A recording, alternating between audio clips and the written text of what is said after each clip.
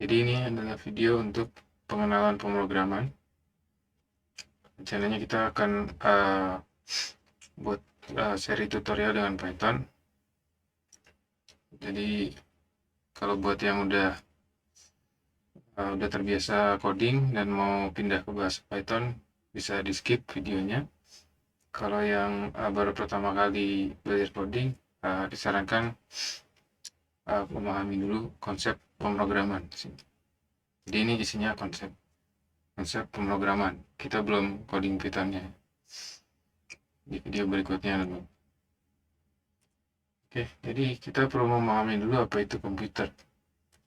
Sebetulnya sejarah awalnya komputer dibuat itu, dia itu buat sebagai alat untuk menghitung. Jadi dari kata compute artinya menghitung, dan komputer itu ada alat hitung. Jadi ini sejarahnya panjang sebenarnya komputer ini ya. Mulai dari abacus atau sempoa zaman dahulu kala sebelum Masehi sampai akhirnya dilanjutkan oleh Charles Babbage Inggris, seorang ilmuwan matematika.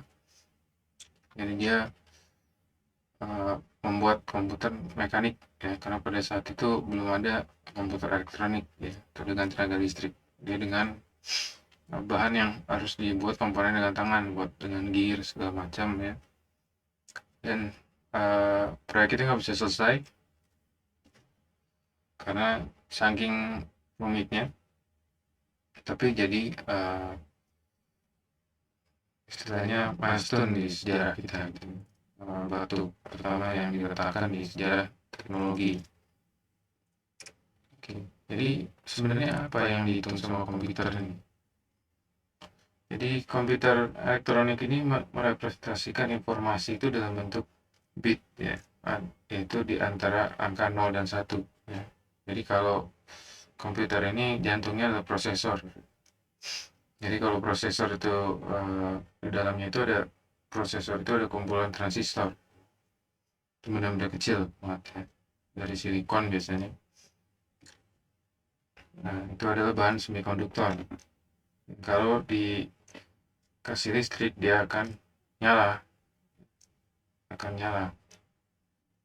Nyala dia memunculkan angka 1. 1 itu untuk nyala dan 0 itu untuk mati.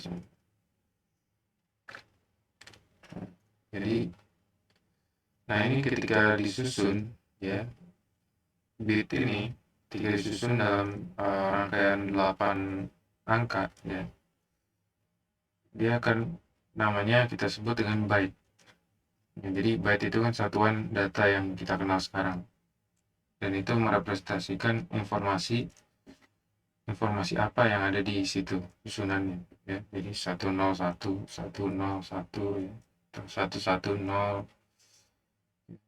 dan itu nggak bisa kita pahami, makanya kita perlu yang namanya pemrograman. Jadi ini sepintas cara kerjanya tadi ya. Jadi ini namanya volume arsitektur ya. Jadi arsitektur yang kita pakai ini sampai saat ini itu adalah basicnya buatan seorang von Neumann, jadi seorang ahli matematika juga ya, dan seorang computer scientist ya. Itu sekitar tahun 30-an 40-an ya, sampai 50-an dia membuat satu arsitektur atau susunan komputer ya. Bahwa di komputer itu ada yang namanya memori dan ada CPU atau prosesor ya, Central Processing Unit, yang isinya itu adalah control unit dan ALU atau Arithmetic Logic Unit. Dan ada di dalamnya Arithmetic Logic Unit itu namanya akumulator. Akumulator ini untuk menyimpan angka ya. Jadi kalau ALU-nya ini atau Arithmetic Logic Unit ini untuk berhitung, akumulator ini untuk menyimpan hasil yang dihitung ya. Ini kayak 9 tambah 1 sama dengan 10 misalkan. Nah itu 9-nya itu ditaruh situ, 1-nya taruh situ ya. Terus tanda tambahnya juga ditaruh situ, ya. Terus hasilnya juga 10, itu taruh situ ya. Dan semuanya dikonversi ke dalam byte ya, susunan byte.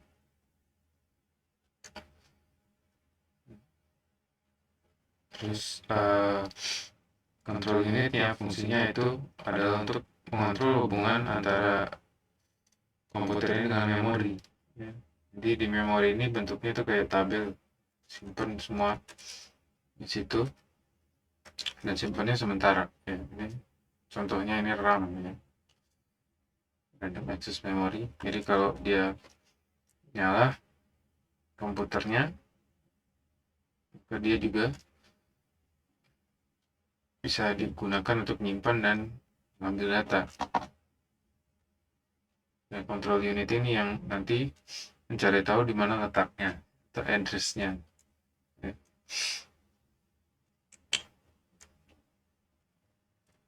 Maka dia inputnya itu juga dalam bentuk byte dan outputnya byte. Inilah yang akan kita atur gimana caranya. Cara kerja ini kita itu bisa masukin suatu nilai data, terus hasilnya bisa sesuai kemauan kita. Cuman kita itu nggak paham sama angka biner. Kita pahamnya itu sama bahasa yang kita gunakan sehari-hari dan angka desimal. Jadi kita perlu namanya pemrograman. Jadi definisi pemrograman simpelnya ini ya. Gimana caranya memerintah hardware ya, perangkat keras ini supaya bekerja sesuai kemauan kita.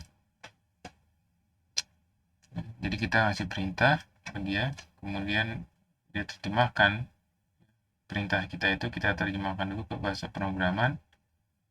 Bahasa pemrograman itu nanti dia diterjemahkan ke dalam bilangan biner yang dipahami sama komputer.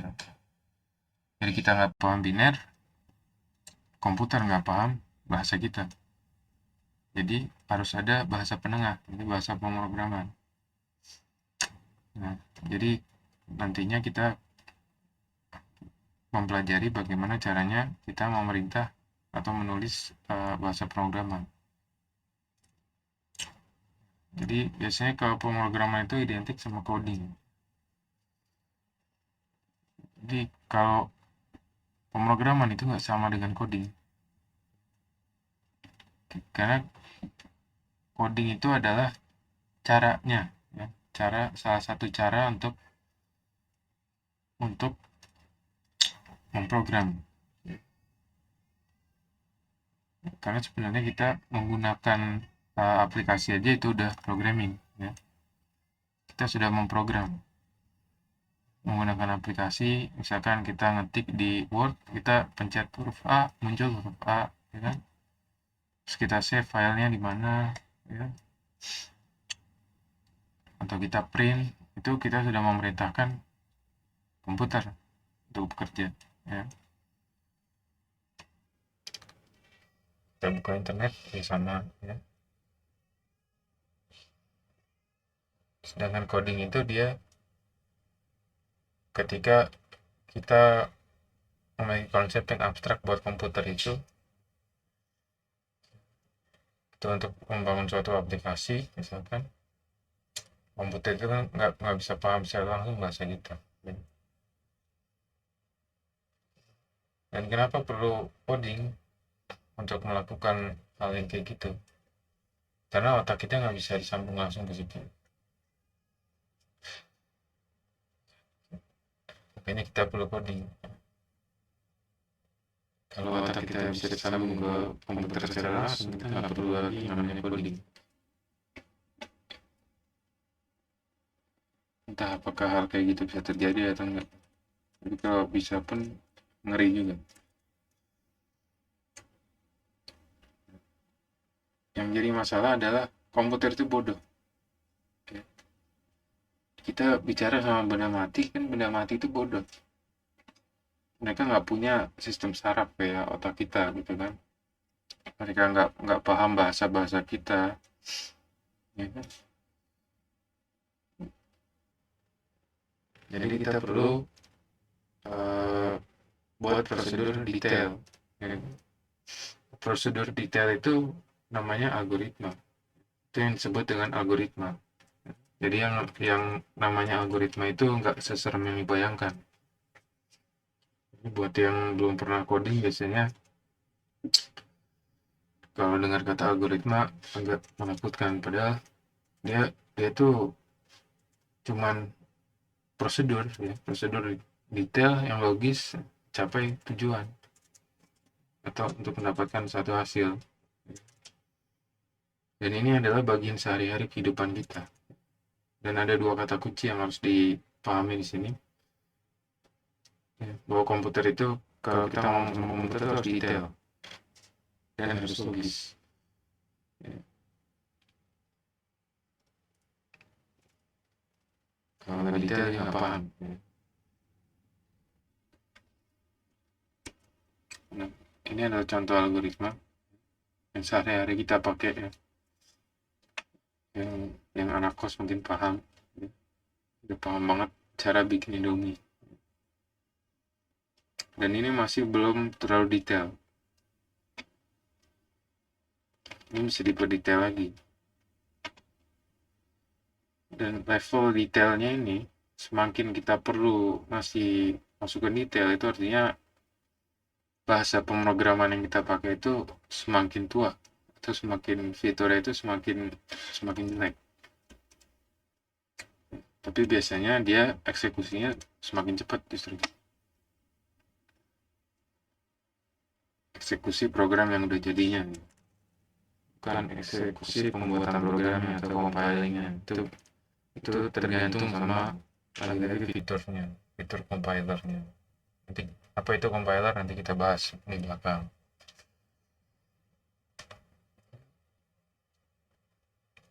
Dan makin sedikit algoritmanya, itu artinya bahasa yang kita pakai itu udah canggih fiturnya, udah high level banget, ya. Artinya semakin high level itu semakin dekat sama bahasa kita sehari-hari. Nah, gimana caranya komputer paham sama algoritma kita? Nah, kita pakai yang tadi, bahasa pemrograman. Ini ada contoh-contohnya. Yang di sini yang jalan-jalan ini contohnya nih adalah codingnya JavaScript. Yang logonya di tengah bawah tuh yang warna kuning, JS. Yang di sini ada logonya PHP, ada Ruby, ada C, ada C++. Dan semua ini adalah bahasa high level, ya, kecuali C dan assembler, ya.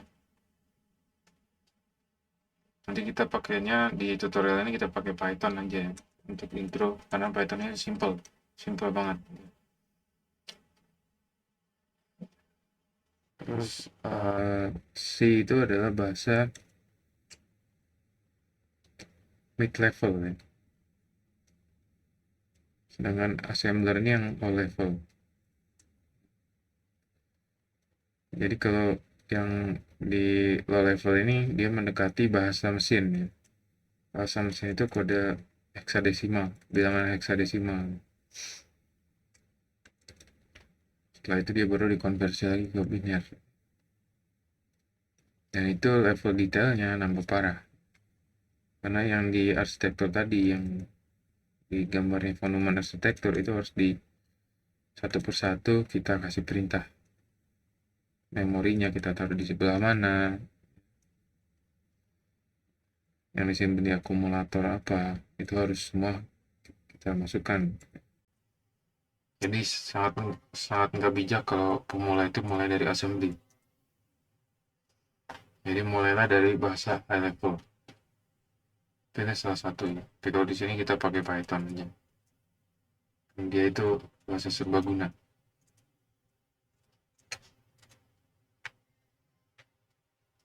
Inilah dia tingkat bahasa pemrograman. Ini kita ambil contoh yang paling dekat dengan komputer adalah ASM, ya, paling dekat dengan bilangan biner. Dan kalau kita eksekusi programnya itu paling cepat. Terus ada bahasa mid level, ya, C atau C++ itu mid level. Kalau ada yang bilang C++ yang sekarang itu udah high level karena saking banyak supportnya dia, saking dia sudah modularnya. Jadi banyak modul-modul yang ditulis, package-package yang ditulis yang memudahkan usernya. Jadi udah semakin mudah. Kalau Python itu jelas high level, ya. Dan dia itu, ya, dengan bahasa Inggris sederhana pun cukup ya untuk belajar Python ini.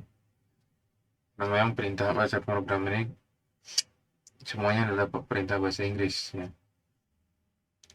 Terus assembler yang agak sedikit bahasa alien.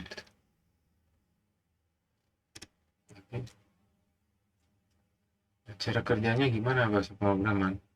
Setelah kita tadi udah buat algoritma, kita coding, terus kita run kodenya, misalkan. Gimana caranya? Pertama, ya, setelah kita terjemahkan dari algoritma kita ke coding yang high level, misalkan dengan Python, terus kita run, maka dia akan menjalankan yang namanya interpreter atau compiler, ya. Interpreter atau compiler ini dia akan menerjemahkan ke mesin code. Mesin code-nya ini kemudian dia diterjemahkan lagi ke bilangan biner atau ke bahasa komputer. Itulah dia bilangan biner. 10 10 10 10, ya. Nah, apa bedanya interpreter sama compiler?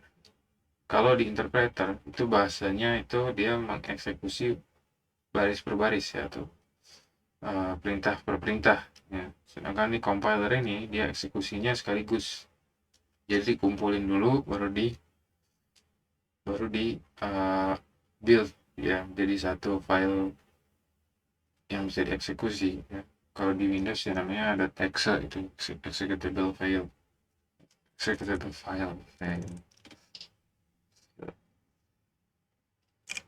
Bapaknya belum persen nggak di-cut. Jadi kalau Python itu pakai interpreter, ya, tapi bisa juga di-compile, ya.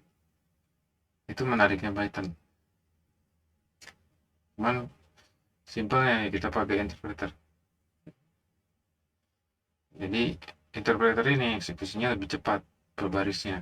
Cuman kalau mau di-build dia lebih lambat ketika di run.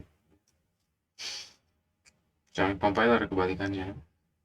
Jadi ada plus minusnya. Cuman yang lebih nyaman buat programmer itu interpreter. Karena waktu kompilasi itu menunggunya itu lumayan. Yang udah pengalaman di C++, ya, atau yang pernah nyobain C++ untuk aplikasi yang butuh resource besar, itu compile-nya perlu kesabaran.